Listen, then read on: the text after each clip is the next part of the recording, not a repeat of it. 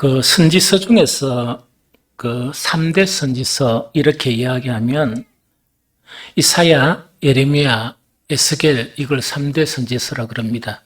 그런데 그것을 추가해가 이 4대 선지서 이렇게 이야기하면 이사야, 예레미야, 에스겔, 다니엘서 이것을 갖다가 4대 선지서 이렇게 우리가 이야기를 합니다.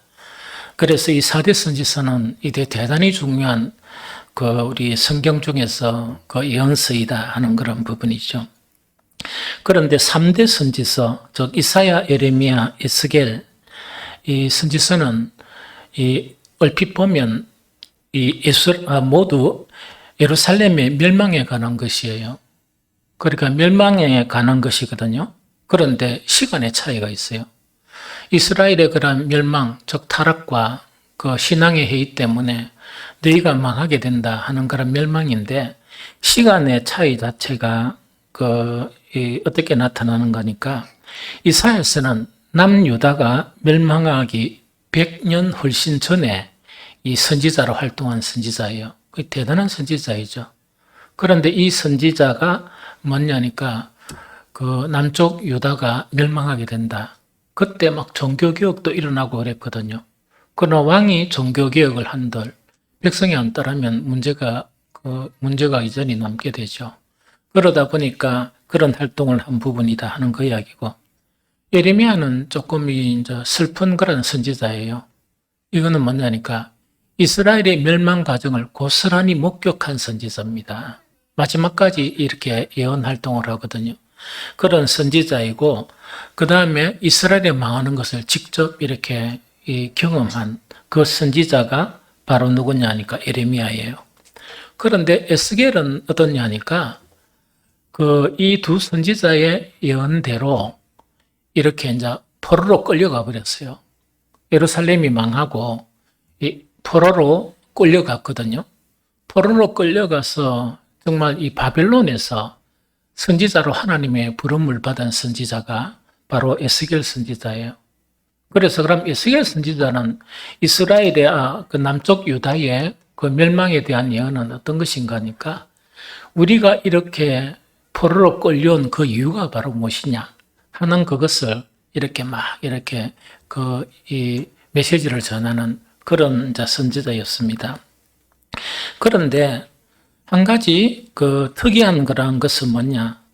그 선지자가 이 세 선지자가 이사야 측면에서 보면 앞으로 멸망할 예루살렘이죠. 그 다음에 예레미야나 또한 에스겔 같은 경우에는 멸망을 이렇게 지켜본 선지자이거나 혹은 멸망의 이유를 이렇게 설명해 주는 그런 선지자거든요. 이런 멸망에 대한 예언을 이렇게 하면서도 무엇에 대한 예언을 또 하는가 하니까 영광스러운 그런 예루살렘의 미래에 대해서 예언을 하는 거예요. 이 세 선지자 공이 똑같아요. 내용은 조금 차이가 나지만. 그래서 이것을 뭐냐? 하나님께서 심판을 하시고 하나님의 구원이 일어난다 하는 그것을 계속 이들은 공통적으로 예언을 한다 하는 그거를 이야기합니다. 그런데 그 중에서도 이사야 선지자는 어떤 선지자인가니까 우리 지금 시대 같으면 만약에 예루살렘의 멸망 같으면 만약에 이런 경우라 생각합시다. 예수님이 재림하는 경우라고 생각해 보십시다. 그러면 지금 우리 요 시대에 이사야 선지자가 멸망과 이스라엘의 구원을 이야기하는 거예요.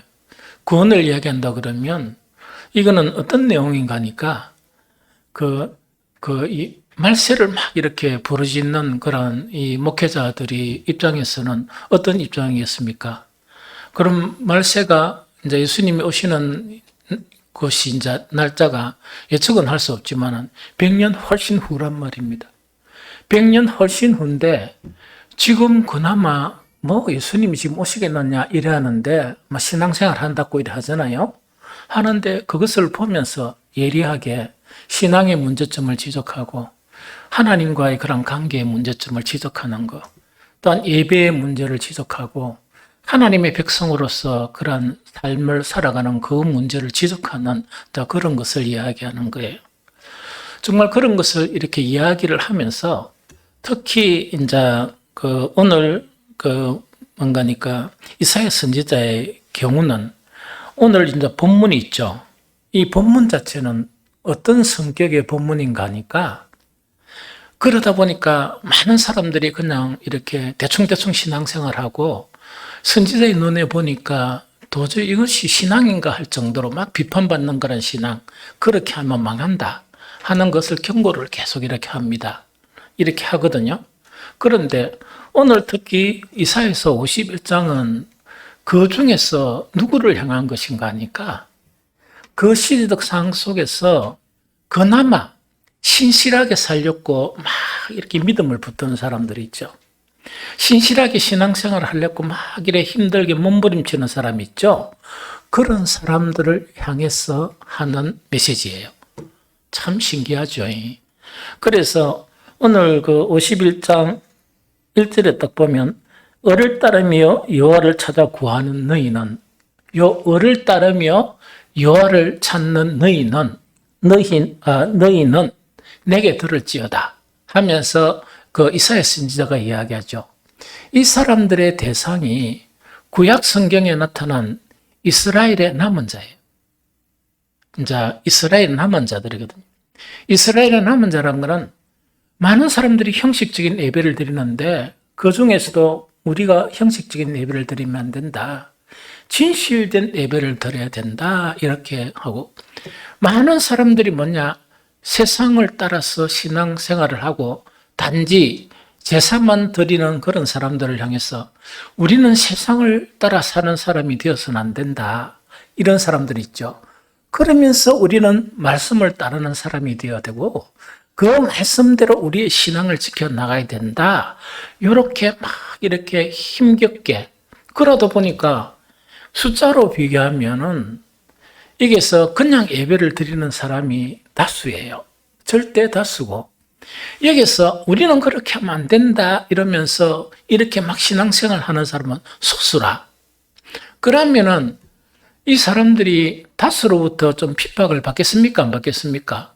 핍박을 받겠죠. 어떤 핍박을 받나니까 너는 뭔 거를 별시럽게 신앙생활 하노? 다 이렇게 하면 되는 건데 이렇게 다 해왔고 우리 아버지도 그렇게 했고 우리 할아버지도 보니까 그렇게 왔는데 이런 거 있죠.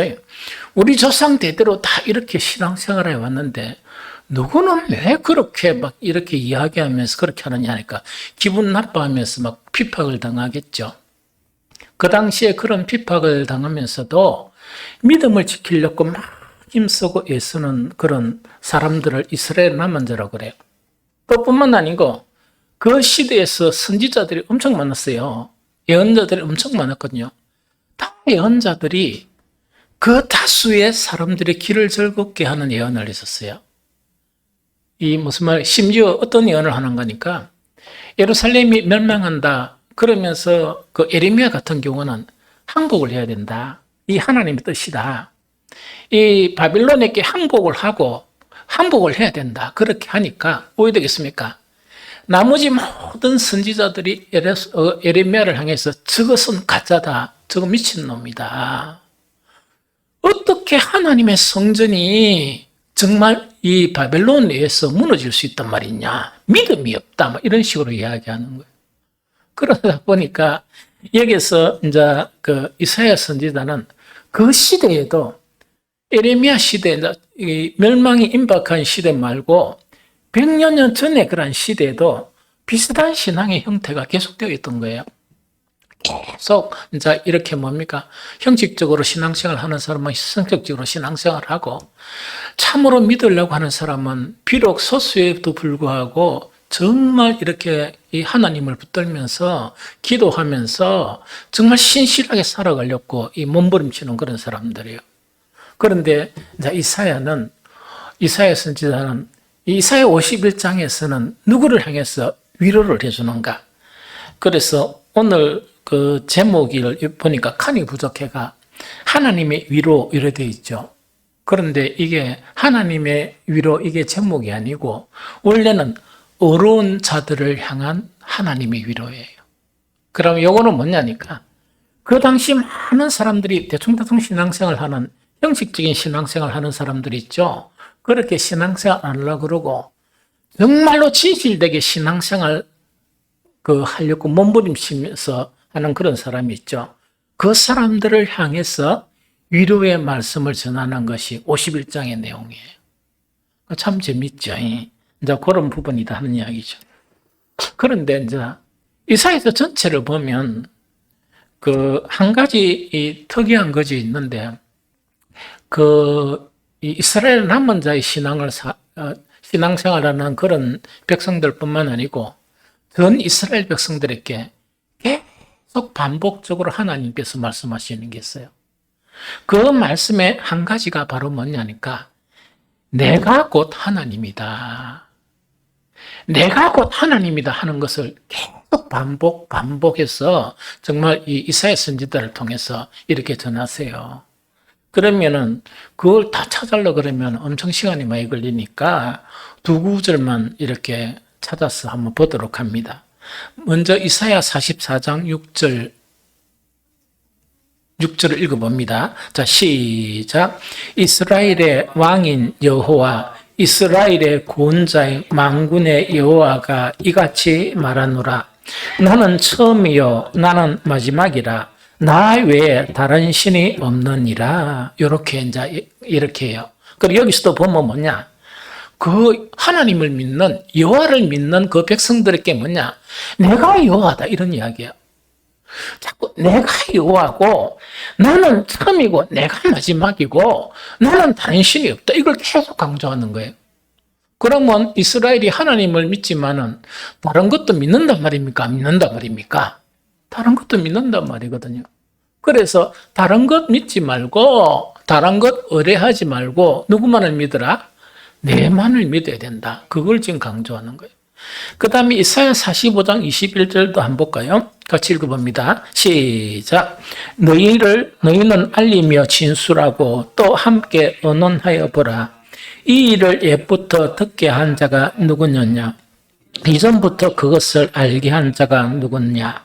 나 여호와가 아니냐? 나 외에 다른 신이 없나니 나는 공의를 행하며 구원을 베푸는 하나님이라. 나 외에 다른 이가 없느니라 하는 그거를 지금 이야기하거든요. 그래서 이거는 뭐냐니까 그 당시에 남쪽 유다가 멸망하기 전에 그들이 이제 신앙생활을 자기 아버지도 그런 것 같고 저 할아버지도 그런 것 같고 또 많은 절대 다수의 사람들이 뭔가니까 짐승만 잡아서 막 이렇게 갖다 바치면 이 되는 줄로 생각하고 그러면서 실제 살아가는 거는 이방인처럼 살아가는 그런 신앙이 있죠. 그걸 갖다 계속 보다 보니까 왜 되는 거니까 그게 이제 신앙인 줄 아는 거예요. 그런데 하나님 편에서 보는 것은 바로 뭐냐니까 내가 유일한 하나님이고 내가 신 중에 신이고 정말 나 외에는 다른 신은 없다 하는 것을 이야기하거든요. 이 세상에 어떤 것도 나를 대신할 수 있는 것은 아무것도 없다. 애국도 나를 대신할 수 없고 앞으로도 나를 대신할 수가 없다 하는 그거를 이야기하거든요. 그런데 이것을 계속 반복하는 것은 뭐냐? 점점 멸망으로 향해 가는 예루살렘에게 내가 곧 하나님이니까 너희들이 정말 멸망을 당하지 않으려 그러면 모든 신뢰하고 모든 믿는 것을 버려버리고 누구에게로 돌아오라? 나에게로 돌아와야 한다 하는 그 자체에 대한 강력한 메시지가 바로 이사야 선지자를 통해서 하신 그런 메시지예요. 그런데 이것은 단지 그 당시에뿐만 아니고 오늘날 정말 이 땅에 사는 그리스도를 향한 강한 메시지가 바로 뭐냐니까 내가 곧 하나님이니까 너희는 이 세상 모든 것이 기웃기웃거리지 말고 이 세상 모든 이 믿을 만한 것하고 함께 나 여호와와 믿지 말고 모든 우상을 버리고 모든 남의 신뢰하는 것을 버리고 오직 하나님만 믿어야 한다 하는 그 메시지가 오늘을 사는 우리에게 주는 그런 메시지다 하는 그 이야기입니다. 그래서 아까도 다시 언급했듯이 51장에 보면 참 힘들게 살아가는 사람들이 있을 거 아닙니까? 이때 힘들다는 것은 물질이 없어 힘든 게 아니고 이 세상 먹고 사는 게 힘든 게 아니고 정말 힘든 게 진실하게 신앙생활을 한다는 것이 힘든 거예요. 그런데 그런 힘든 가운데서 많은 사람들이 이래 생각하고 저래 생각하는 가운데서도 오로지 주님만을 믿고 따라가는 그 신앙들을 이야기합니다. 많은 사람들이 이 넓은 문으로, 그 멸망의 문인데 이 문으로 가도 된다 이러니까 편하니까 니도 나도 이래가지고 무뎌져서 가거든요. 그런데 그 사람들이 다 이렇게 이제 뒤에 멸망의 길로 가는 거예요. 그런데 정말 혼자서 뭐냐니까 그 길을 걸어가지 않고 좁은 길을 향해서 이 사람들에게 부딪히면서 그 좁은 길을 향해서 걸어가는 그 사람들을 향한 위로의 메시지입니다. 그 위로의 메시지거든요. 그러면서 그 사람들을 지칭하면서 즉 이스라엘 남은 자 있죠. 이 사람을 지칭하면서 부르는 말이 아까 읽었던 그 내용이죠. 을을 따르며 여호와를 찾아 구하는 너희는 내게 들을지어다 하는 이 위로가 시작되는 거예요. 그러면 계속 앞으로 있을 영원한 구원, 예루살렘의 구원, 또한 지금 당면한 이스라엘의 즉 예루살렘의 멸망 그것만 하는 게 아니고 그런 속에서도 완전한 건가 안 한가 그 수준이 얼마만가는 잘 모르겠어요. 잘 모르지만 정말 하나님 보시기에는 이스라엘의 남은 자가 되어서 인실한 믿음을 쫓아 살아가는 그 사람들을 향해서 얼마나 힘들게 살아가겠습니까? 그 사람들을 향해서 뭡니까? 희망의 메시지, 소망의 메시지를 전하는 것이 바로 오늘 읽었던 본문이고 51장 전체의 말씀이다 하는 그거를 이야기합니다. 그러면은 여기서 하나님께서 이렇게 이야기해요. 그렇게 신앙생활 하는 사람들을 어떻게 이야기하는가? 을을 따르며 여호와를 찾아 구하는 너희는 이야기거든요. 을을 따르며 여호와를 찾아 구하는 너희는 내게 들을지어다 하는 요거를 이야기하거든요. 얼핏 보면 두 가지를 이야기하죠. 하나는 뭡니까? 을을 따르면서 또한 여호와를 찾아 구하는 두 가지를 이야기하죠. 그런데 이 내용의 실상은 한 가지예요. 한 가지예요. 즉 뭐냐니까 진실되게 여호와를 찾아 구하는 사람은 어떤 사람이냐? 반드시 을을 따르는 사람이다 하는 그 이야기입니다. 다시 말씀드리면 진실되게 여호와를 찾아 구하는 사람, 이 사람은 어떤 사람인가? 반드시 을을 따르며 살아가는 사람이다 하는 그거를 이야기하거든요. 이것은 어떤 말과 같은가니까 을을 따르는 사람과 여호와를 찾아 구하는 사람이 이 각각의 사람이 아니고 을을 따르지 않고는 여호와를 따른다는 진실로 여호와를 따른다는 것은 있을 수가 없다는 그거를 이야기하거든요. 그러면 이것은 달리 이야기가 우리가 신약에서 뭐냐? 복음을 따라 사는 사람, 복음을 따라 사는 사람은 주를 따라 사는 사람이죠. 그런데 그 복음을 규정하면서 사도 바울은 뭐냐? 복음에는 뭐가 나타났다? 하나님의 의가 나타나 있다는 그 이야기거든요. 그럼 이건 어떤 말인가 하니까 하나님의 의를 따르지 않고 그거는 전혀 따르지 않고 나는 복음으로 살았다 이렇게 이야기하는 사람은 그 신앙이 진실이란 말입니까? 진실이 아니단 말입니까? 아니다라는 이야기거든. 그래서 의를 따르며 여호와를 찾는 이자는 동일한 사람들인데 이 사람들이 바로 뭐냐? 이스라엘의 남은 자들이다 하는 그거를 이야기합니다. 의를 따른다는 것은 뭐냐? 우리가 일반적인 개념은 뭡니까? 의를 따르는 것은 통상적인 개념으로 뭐를 따르지 않는다? 뭐를 안 행한다? 불의를 안 행하는 사람을 이야기합니다. 통상적으로 성경에 의를 따르는 사람들은 내가 신앙생활하면서 불의가 있는 곳은 안 가는 사람을 이야기합니다. 불의를 행하지 않는 사람들을 이야기하거든요. 모든 이 불의를 행하는 사람에게 무엇이 임합니까? 하나님의 진노가 임하게 되거든요. 그래서 진실되게 복음으로 사는 사람, 구약 같으면 여호와를 찾아 따르는 그런 신앙 자체는 을을 따라 사는 그런 사람들이다 하는 그것하고 일맥상통하다 하는 그거를 이야기합니다. 그런데 보편적으로 성경의 로마서에 보면 불의가 무엇이냐 의가 무엇이냐 분명하게 나타나 있거든요. 나타나 있지만은 신앙이 해이하다 보니까 또 성경을 계속 멀리하다 보니까 그냥 신앙은 예배가 신앙이다 이렇게 국한시켜 버린 거예요. 그런 거는 성경 어디에도 없습니다. 내가 예배만 신앙이다 해가지고 예배 드리는 주일날 11시 이것만 신앙이라 그러면 일주일이 시간으로 몇 시간인가 잘 모르겠어요. 그런데 그 시간 중에 뭐 우리 교회는 좀 긴 거 아니지. 찬양 예배 안 드리니까 몇 시간만 딱 와가지고 하면 그게 신앙이다 하면 누가 그런 신앙 못할 사람이 어디 있겠습니까? 또 그것을 말하지 않는다는 그 이야기입니다. 이해가 되겠죠? 그래서 오늘은 좀 길지만 성경을 또 오늘이 뭐냐 2023년도 마지막 주일입니다. 마지막 주일이거든요. 이 마지막 주일 그래도 이렇게 함께하는 것이 복이에요. 우리 모두다가 이 복된 그런 주일 예배가 되었으면 좋겠다는 생각이 듭니다. 그래서 오늘은 성경을 좀 많이 읽었으면 좋겠다. 저는 사실은 성경 인용을 5개, 많으면 6개라거든.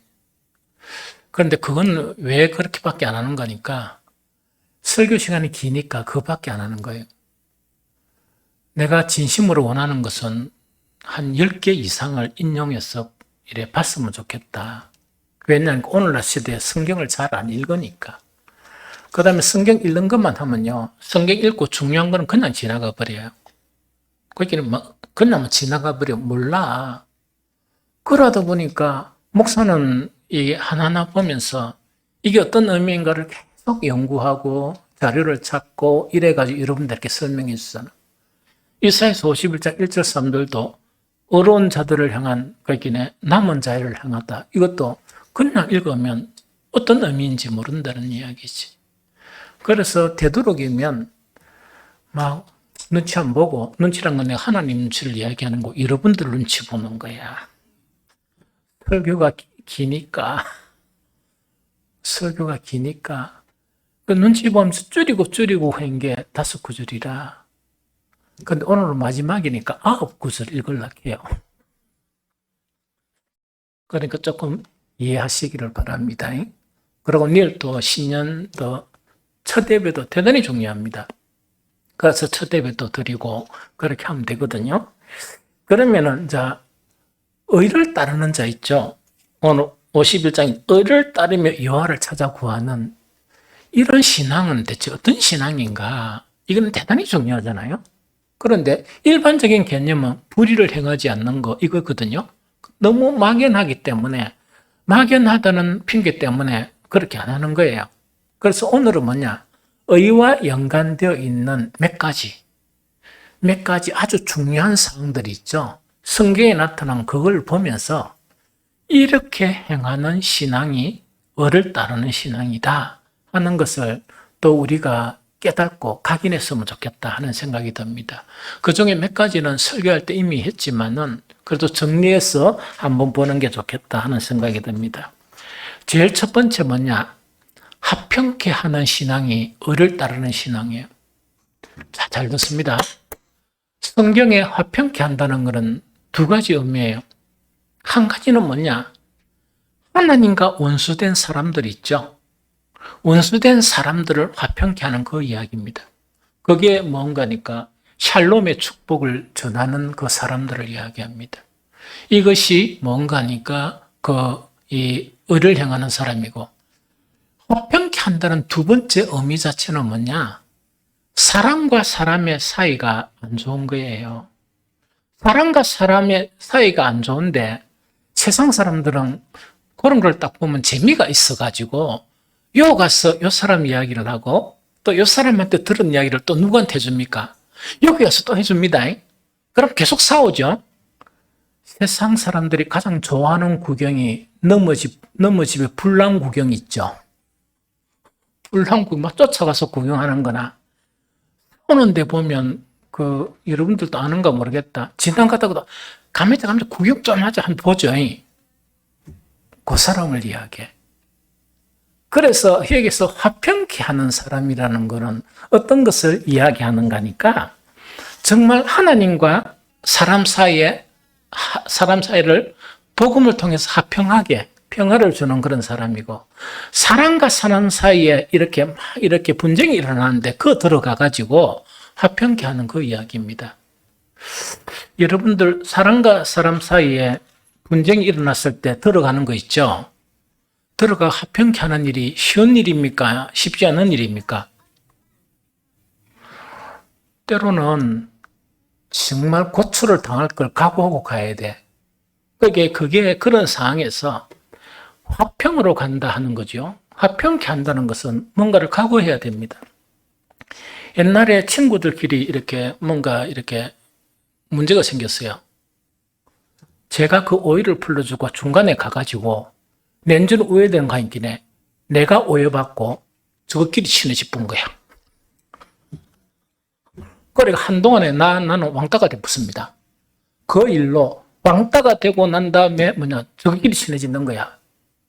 그러니까 화평케 한다는 그 자체가 상당히 어려운 거예요. 복음 전하는 것도 어려운 것이고. 그래서 성경 읽었나? 야고보서 3장 18절 두 구절이 있습니다. 읽어봅니다. 시작. 화평하게 하는 자들은 화평으로 심어 의의 열매를 거두느니라. 한 번 더 시작. 화평하게 하는 자들은 화평으로 심어 의의 열매를 거두느니라. 그 다음에 구약의 한 구절 봅니다. 시편 85편 10절 시작. 인애와 진리가 같이 만나고 의와 화평이 서로 입맞추었으며, 구약에 지금 보니까 의는 반드시 누구하고 입을 맞춘다? 화평과 입을 맞춘다는 것은 뗄래야 뗄 수 없는 관계다 하는 그 이야기입니다. 이해가 됩니까? 그래서 우리가 의를 따라서 주님을 섬긴다는 의미 자체는 어떤 의미인가 하니까 정말 위험하고 번거로운 일 있죠. 때로는 불이익을 당할 수 있는 어떤 일에, 화평하게 하는 일에 정말 어떤 구실 때문에 물러나지 않고 위험을 무릅쓰고 화평케 하는 일로 뛰어드는 그것이 의를 행하는 것이다 하는 그 이야기입니다. 이거 좀 이해가 됩니까? 그래서 첫 번째는 화평케 하는 신앙 자체가 의를 따라 행하는, 의를 따라 이화를 찾는 그런 신앙이다 하는 그걸 이야기합니다. 두 번째는 뭐냐니까 끊임없는 순종의 신앙이에요.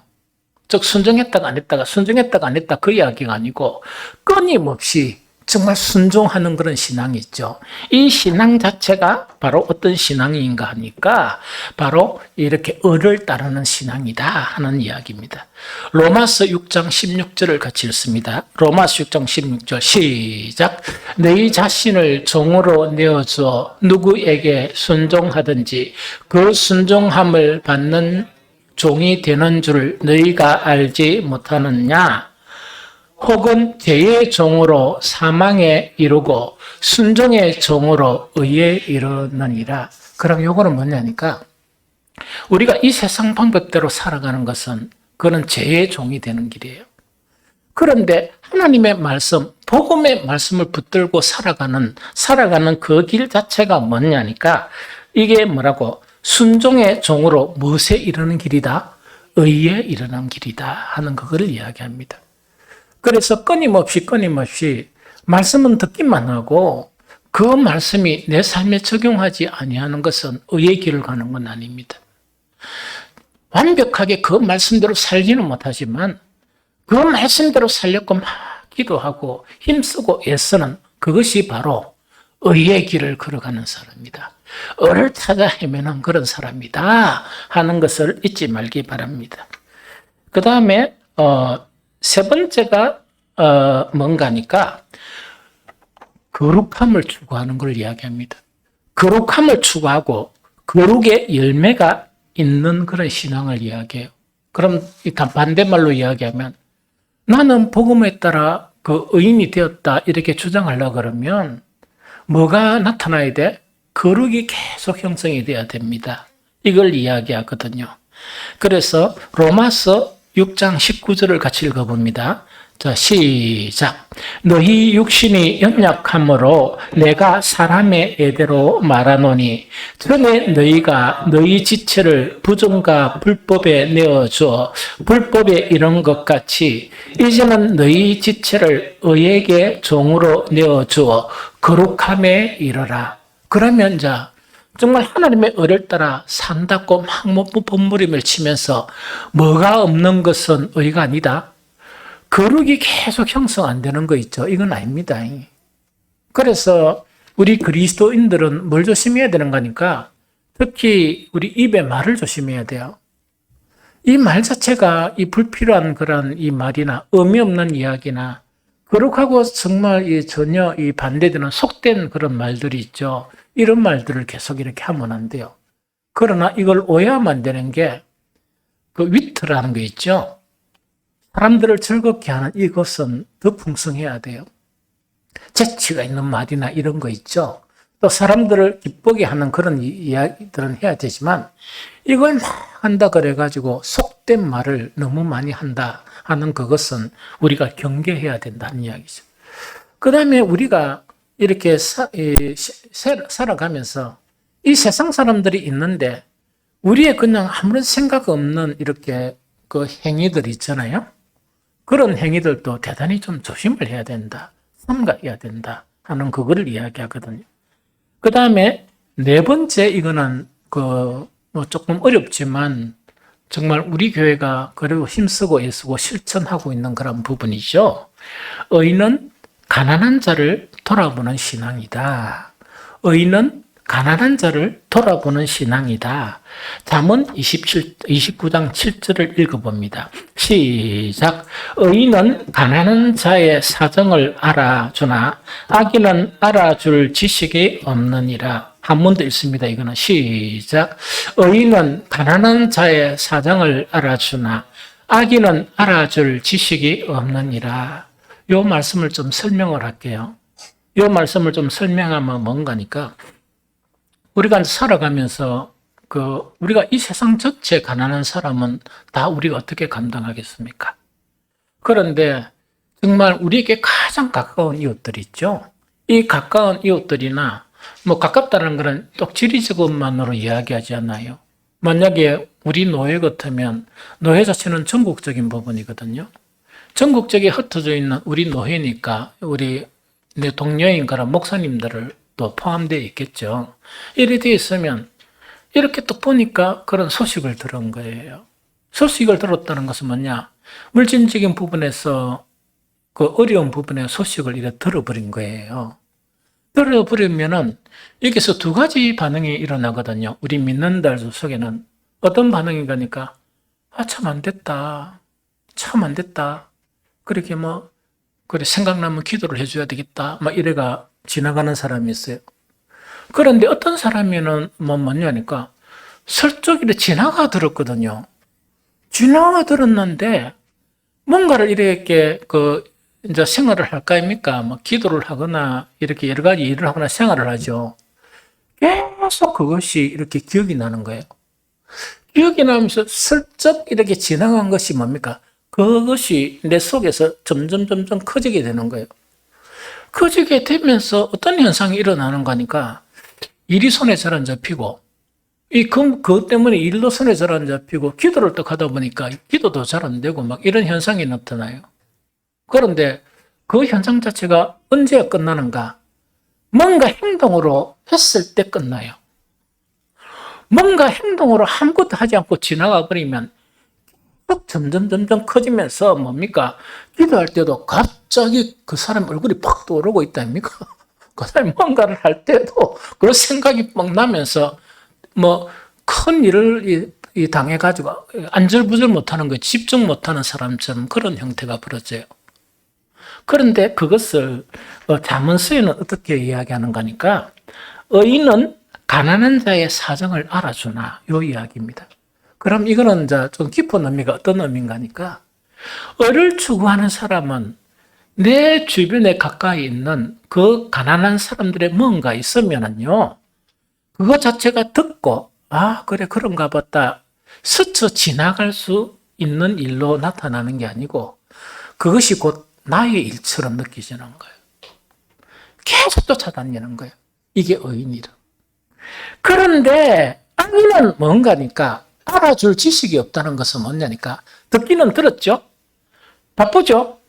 그러면 조금 이렇게 들었다가 기억해서 내가 바쁘다 보니까 내가 살아가는 거라, 내가 기도하는 거라, 내가 예배드리는 거 이런 것 때문에 잊어버릴 수 있단 말입니까? 없단 말입니까?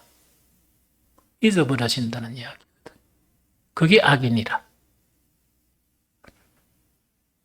잠언에서 이야기하는 의인과 악인은 그걸 이야기합니다.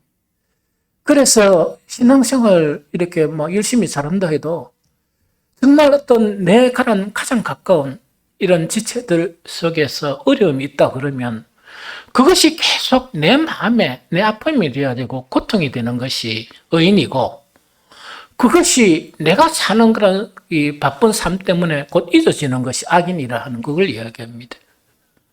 그래서 우리는 의를 추구하는 그런 신앙이 되어야 된다 하는 그거를 이야기합니다. 다섯 번째, 의인은요, 꾸준한 믿음의 길을 가는 사람이라. 의인은 꾸준하게 어떤 일이 있더라도 계속 믿음의 길을 가는 사람을 이야기합니다. 욥기 17장 9절을 읽어봅니다. 욥기 17장 9절 시작. 그 길을 꾸준히 가고 손이 깨끗한 자는 점점 힘을 얻느니라. 한 번 더 시작. 그러므로 의인은 그 길을 꾸준히 가고 손이 깨끗한 자는 점점 힘을 얻느니라. 자, 요거는 이야기합니다. 아까 이야기했듯이 뭐냐, 참된 신앙의 길을 예수님은 뭐냐, 좁은 문과 좁은 길을 이야기합니다. 많은 사람들이 넓은 문과 넓은 길을 이야기해요. 왜? 편하니까. 너무 편안하니까 거기를 이야기하죠. 좁은 문과 좁은 길을 걸어가는 것은 힘들거든요. 그런데 그 좁은 문과 좁은 길을 뭐냐, 다른 사람들이 넓은 문으로 가면서 이래도 천국 간다 이렇게 행해서 이렇게 이야기한다 손치더라도 그걸 거절해버리고 묵묵하게 막 달려가지는 못해도 한 발자국 그 좁은 길을 향해서 나아가는 길을 이야기합니다. 이해가 되겠죠? 그런데 여기서 중요한 건 꾸준히 이제 그 길을 가면서 신기한 현상은 뭐냐? 힘든 만큼 점점 힘을 얻게 돼요. 여기서 손이 깨끗한 사람이라는 건 의인을 이야기합니다. 이 사람은 그 길을 가면서 점점 뭐 해진다? 힘을 얻게 되는 이것이 바로 정말 의를 추구하는, 의를 따르면서 유화를 따르는 그런 길이다 하는 그거를 이야기합니다. 여섯 번째를 보면 뭐냐니까, 이거는 설교하면서 그 이야기했죠. 우리가 한 번씩 화내는 거 있죠. 기분 나쁘면 화가 다 나잖아요. 그러고 다 화는 누구한테만 잘 냅니까? 친한 사람일수록 잘 내죠. 그렇죠? 왜냐니까 친하니까 막 잘 내버리거든요. 그걸 좀 자제할 줄 알아야 됩니다. 의인은 화를 안 내려고 노력하는 사람이에요. 화를 안 낼 수는 없지만. 그래서 야고보서 1장 20절을 읽어봅니다. 야고보서 1장 20절. 자, 같이 읽어봅니다. 시작. 사람이 성내는 것이 하나님의 의를 이루지 못함이라. 한 번 더 시작. 사람이 성내는 것이 하나님의 의를 이루지 못함이라. 우리가 살면서 가장 가까운 사람들에게 한 번씩 부딪히고 또 안 맞고 하는 그런 일이 있으면 뭐를 이렇게 가깝다 하는 것 때문에 뭐를 편안하게 냅니까? 화를 편안하게 내잖아요. 화를 편안하게 내면 그게 이제 분쟁이 일어나고 갈등이 일어나요. 예, 갈등이 일어나요. 그래서 이게 평신도만의 문제가 아니고 이 목회자들 사이도 한 번씩 일어나요. 넘어간단 말이지. 그런데 참 그한 거는 화낼 일에 화를 내잖아요. 나중에 지나놓고 보면은 내가 왜 화냈을까 이래 생각해 보면 그 이유를 잘 못 찾는 거라. 그 당시는 분명히 화를 냈지만 이유를 분명하게 제시를 못 하는 거야. 좀 이해가 되겠죠? 그래서 화를 안 내는 게 좋습니다. 왜냐니까 이유가 없는 짓에 화를 내면 민망하잖아. 그런데 화를 안 낼 수는 없어요. 나는 가장 잘 화를 내는 대상은 누구겠습니까? 우리 사무라. 원래 내가 채불따구라. 채불따구는 화를 통제 못하는 사람이 최 씨의 성격이에요. 최 씨는 대체로 고혈압이 다 있어요. 우리 아버지도 그랬고, 내 아는 목사님도 그랬고, 우리 최 씨 없죠? 최 씨 중에 고혈압이 없다 하면 좀 의심해 봐야 돼. 그런데 이게 이제 경건을 통해서 그게 줄어지고 되도록 화를 안 내려고 노력하는 거라.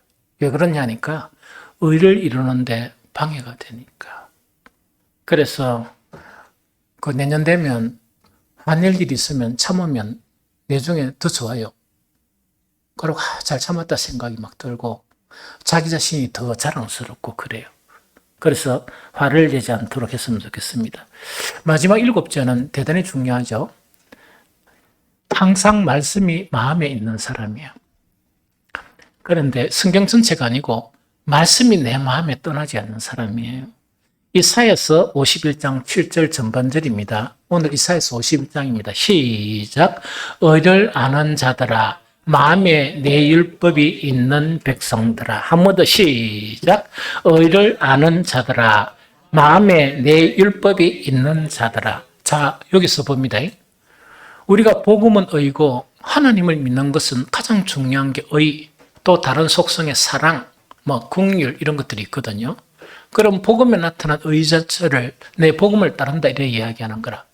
그럼 의를 따라간다 그러면서 의를 모르면 안 되잖아요. 그런데 오늘 51장에는 뭐냐? 이스라엘 남은 자의 특성이 어떤 특성인가 하니까 그 나머지 이스라엘 사람들은 뭐냐? 신앙생활은 하는데 의를 모르는 거야. 그런데 이스라엘의 남은 자의 특징은 뭐냐니까 그 사람들하고 달리 의를 아는 거예요. 그래서 오늘 의에 대해서 쭉 이야기해 줬죠. 이 의를 아는 거야.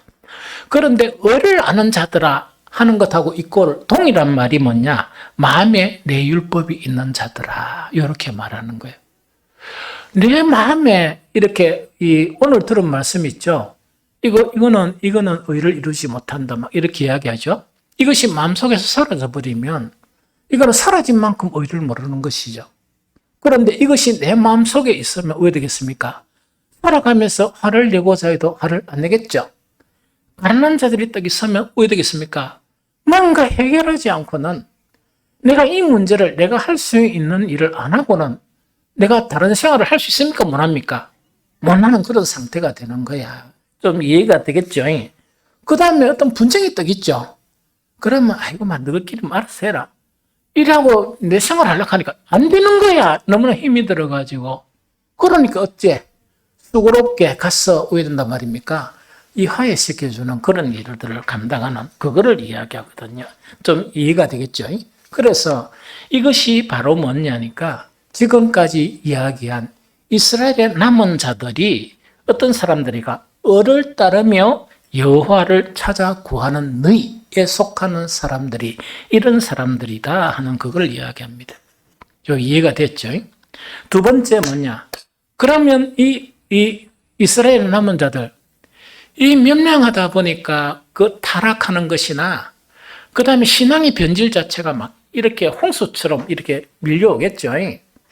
많은 사람들이 대충의 신앙을 살아가는데 어떻다고? 우리는 이렇게 살아가면 안 된다.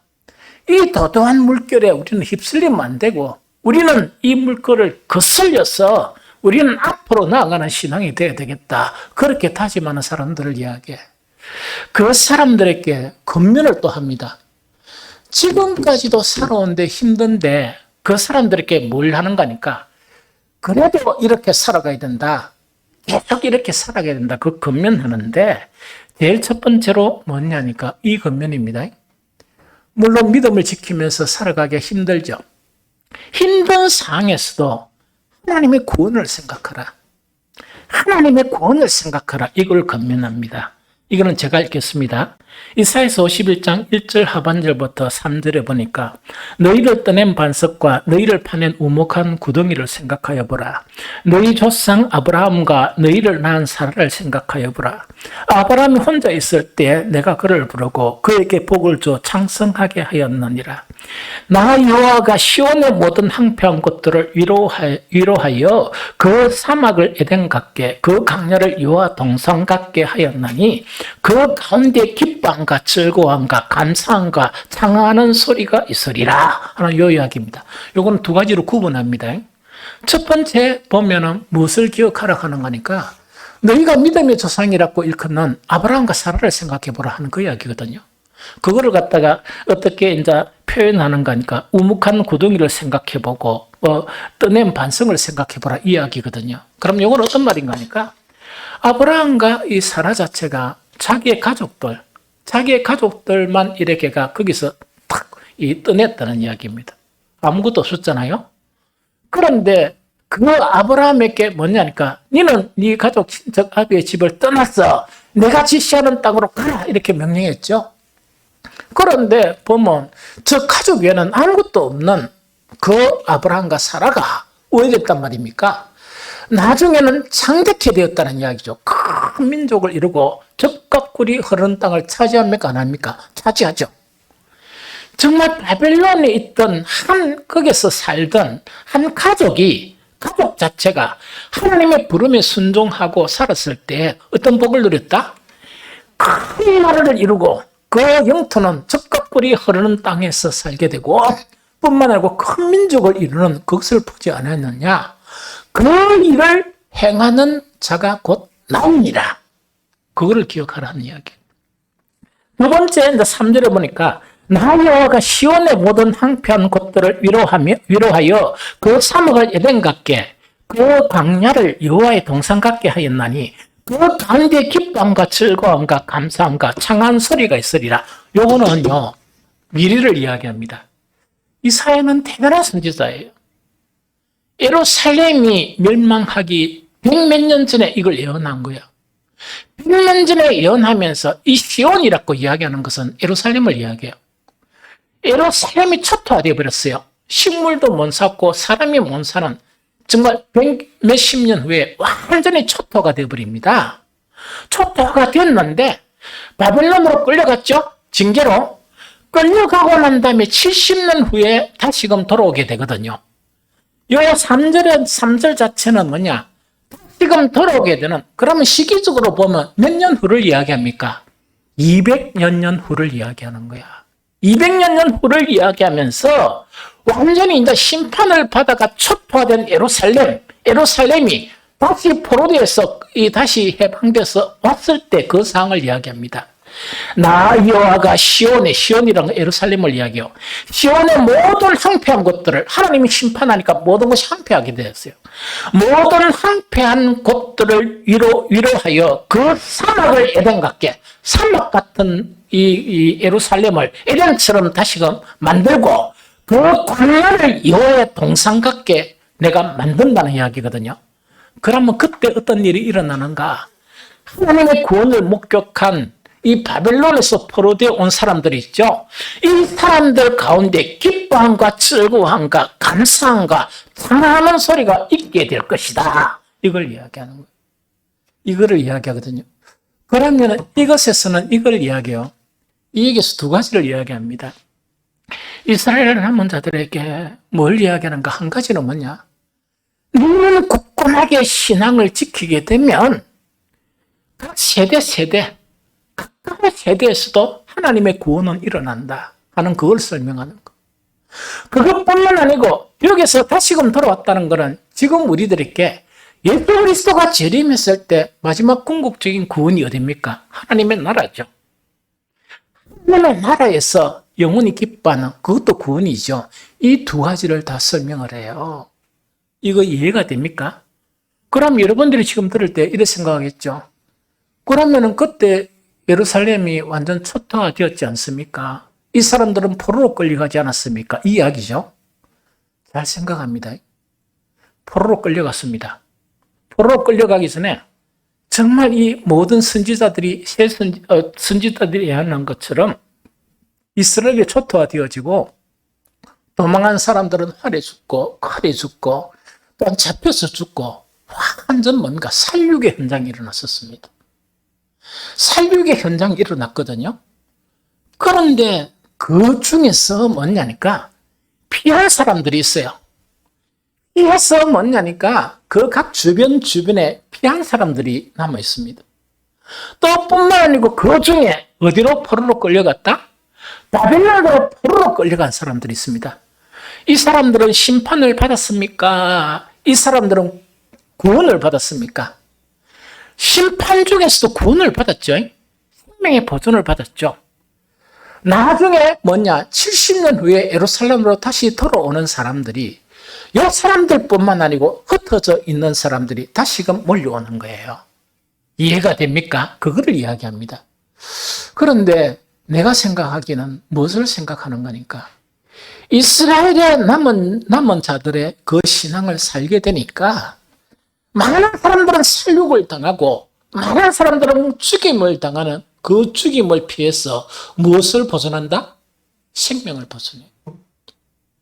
생명을 보존하는데 여러분들 이제 뒤에 신약에 보면 뭐냐니까 복음이 전해지면서 정말 그 소아시아 그 주변 있죠. 소아시아 그 주변, 때로는 아프리카 그 주변, 그 다음에 유럽 그 주변에 이스라엘 유대인들이 있습니까? 없습니까? 유대인들이 있었죠. 유대인들이 있었고 그들은 10가족만 있으면 뭘 세웁니까? 회당을 세웁니다. 초기의 복음의 기지가 회당에서 복음을 전하는 거예요. 이해가 됩니까? 그런데 이 사람들이 회당을 세운 이 사람들이 그 지역에서 거지처럼 삽니까? 안 그러면 정말 이렇게 이 세력가들로 변하게 됩니까? 다 세력가들이에요. 심지어 기독교가 강해지니까 그 나라를 움직여서 이 기독교를 핍박하게 만드는 그런 결과를 가져와요. 이해가 됩니까? 바벨론으로 포로가 끌려가서 고생한 사람들도 있었다 그래요. 그런데 대부분은 정말 높은 위치에 있었죠. 높은 위치에 있던 사람이 있었죠. 그래서 제가 생각하기로는 무엇을 생각하느냐? 이 말씀대로 그 시대의 구원 자체는 어떤 구원인가니까 환난을 당하죠. 이제 하나님의 심판이 일어나죠. 심판이 일어나면서 살육을 따르는 그런 상황 속에서 무엇을 얻게 된다? 구원을 얻게 됩니다. 잠깐의 힘든 그런 생명의 구원을 얻는 그것뿐만 주시는 게 아니고 하나님은 쫓겨간 그 나라 속에서도 그 사람들을 어떻게 해주신다? 삶의 그런 이 복을 이렇게 더 넘치게 해주신다 하는 그 구원을 이야기해요. 그러면서 마지막 구원은 어떤 구원이라? 궁극적인 구원은 우리가 천국 가는 구원이에요. 거기서 다 만나는 그 구원 자체를 이렇게 이야기하고 있다 하는 그거를 이야기합니다. 이해가 되죠? 그래서 뭐냐니까 힘든 상황에서도 세상이 올해도 조금 힘들었지만 내년이 어떻게 힘들는지 우리는 알 수가 없습니다. 알 수가 없거든요. 정말 팬데믹으로 우리는 2년 동안 고통을 당했거든요. 거기 끝나고 난 다음에 이제 좀 편안하라 생각하니까 큰 전쟁이 하나 터지더만은 이거는 또 생각지 않은 전쟁이 또 터지거든요.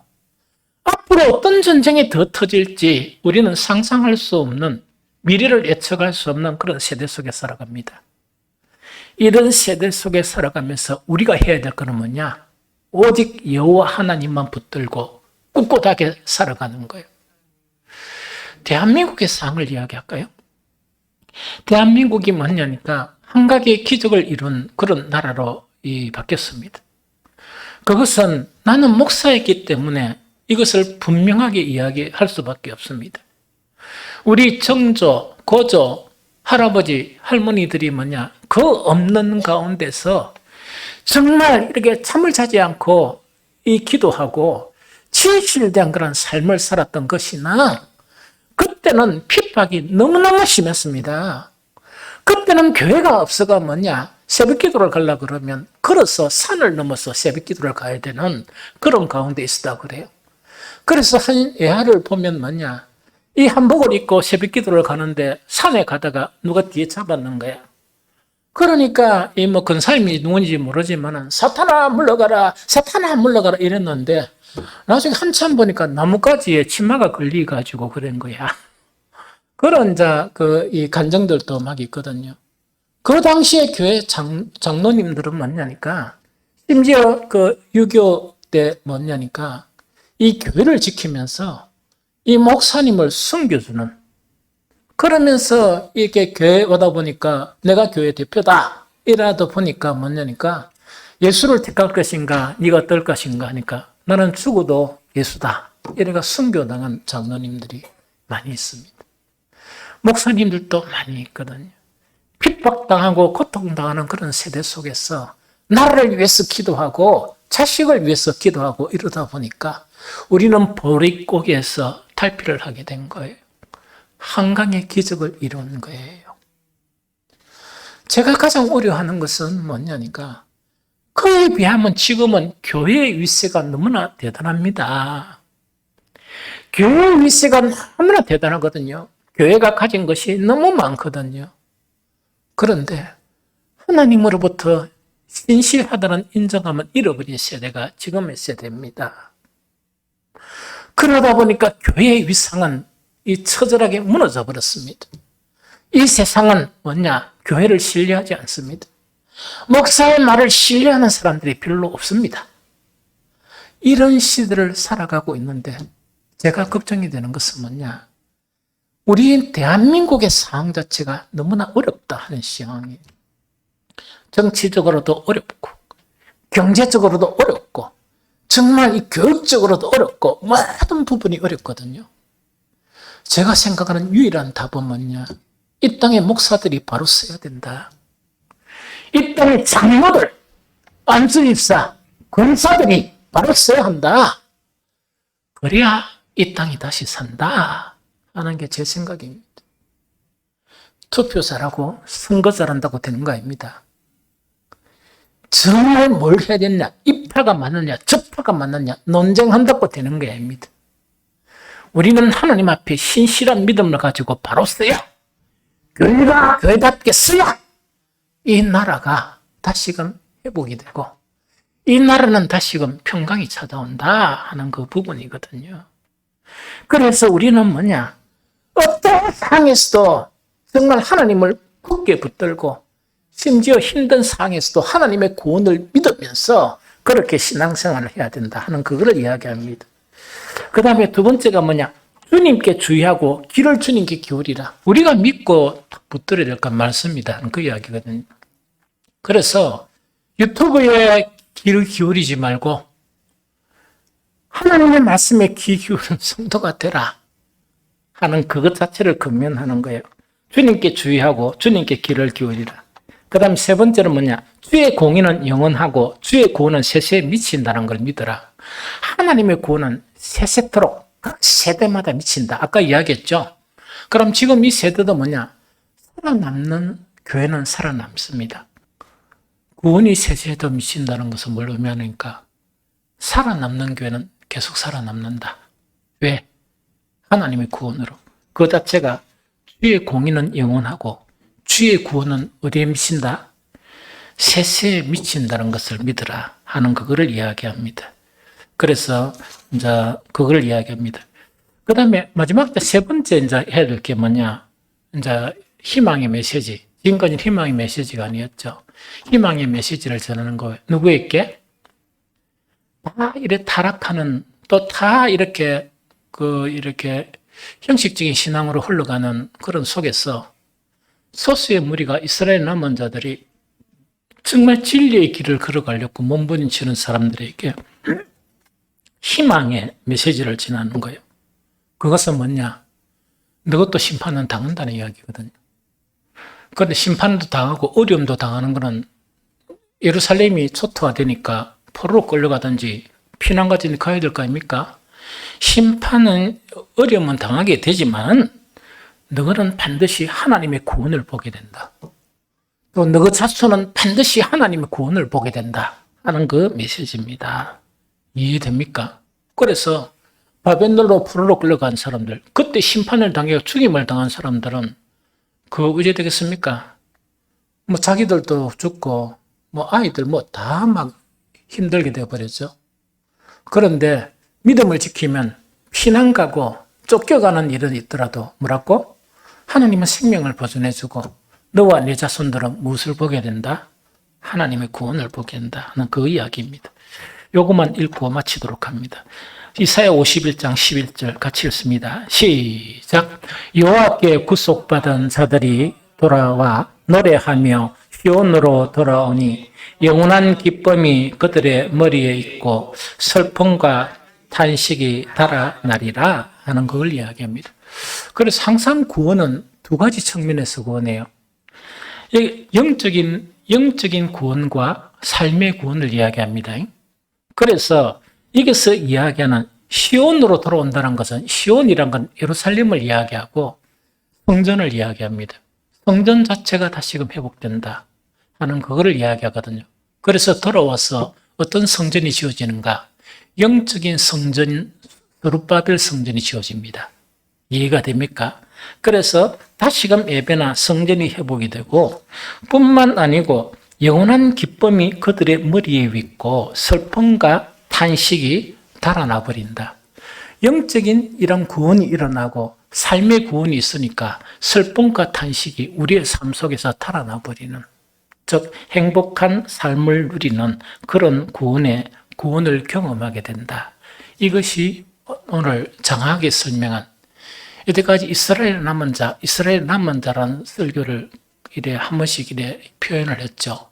그 사람들을 향한 이사야 선지자의 정말 이렇게 그 위로, 하나님의 위로의 말씀이 바로 그런 말씀이다 하는 그 부분입니다. 이제 결론적으로 말씀을 드리면 이것입니다. 오늘 왜 이스라엘의 남은 자란 이 설교를 하게 됐느냐 하니까 그 비록 혼란하고 어두운 이 시대를 우리는 살아가고 있거든요. 그렇다고 해서 나와 여러분들의 믿음이 세상의 믿음이라고 말하지는 않습니다. 그러나 나름대로 믿음의 분량대로 나는 우리 성도들을 보면서 전제 조건이 믿음의 분량대로입니다. 믿음의 분량대로 을을 따르며 여호와를 찾아 구하는 성도들이 지금 우리의 한 해를 정말 믿음을 잃지 않도록 사온 여러분들이다 하는 그런 생각이 들어요. 그래서 어쨌든 간에 세상으로 돌아가지 않고 그 다음에 변질된 믿음을 갖지 않으려고 노력한 그것이 바로 이런 부분이다 하는 이야기입니다. 그래서 오늘 주일 마지막 날 참 하나님께 여러분들은 이 특별하게 마음으로 이 감사하는 시간이 되었으면 좋겠다. 우리가 이렇게 살았는데 그냥 살은 게 아니거든요. 하나님께서 우리를 보호하시고 우리를 인도하셨기 때문에 우리가 완벽한 신앙이나 완벽한 교회를 이루었다는 건 아니거든요. 그러나 그 교회를 이루려고 우리는 힘쓰고 애쓰고 우리의 믿음을 지키려고 힘쓰고 애쓰면서 정말 의를 따르려고 노력하고 여호와를 찾는 그런 성도로서 살았다는 이야기거든요. 그렇게 살게 하신 하나님을 찬양하고 또 하나님께 감사를 드렸으면 좋겠습니다. 하나님의 은혜로만 이것이 가능한 일이기 때문에 그렇다 하는 이야기입니다. 내년에도 우리의 현실을 보면 저는 잘 모르겠어요. 상황이 더 좋을는지 나쁠는지 모르겠는데 걱정이 되는 것은 상황이 더 나빠지지 않겠느냐. 즉 우리가 사는 세상도 그렇고 우리가 그런 이 교회의 그런 환경들도 그렇고 더 나빠질 수도 있다 하는 그런 우려가 좀 들거든요. 제 우려가 잘못된 것이면 참 좋겠어요.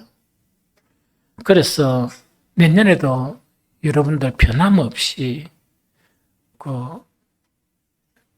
변함없는 것에 대해 가지고 올해보다 조금 더 한 걸음 더 나아가서 더 신실하게 을을 따르며 여호와를 구하는 그런 성도들이 되셔서 정말 이 시대를 우리가 살고 있지만 하나님이 보시기에 방금 이사야 선지자를 통해서 멸망의 그러한 예언을 전하면서 너희가 심판을 받을 것이나 너희는 희망을 가져라. 너희에게는 이것을 내가 보장해 주겠다 하는 이스라엘의 남은 자의 그런 신앙, 이 신앙을 이어가는 저와 여러분들이 되시기를 예수 그리스도 이름으로 축복합니다.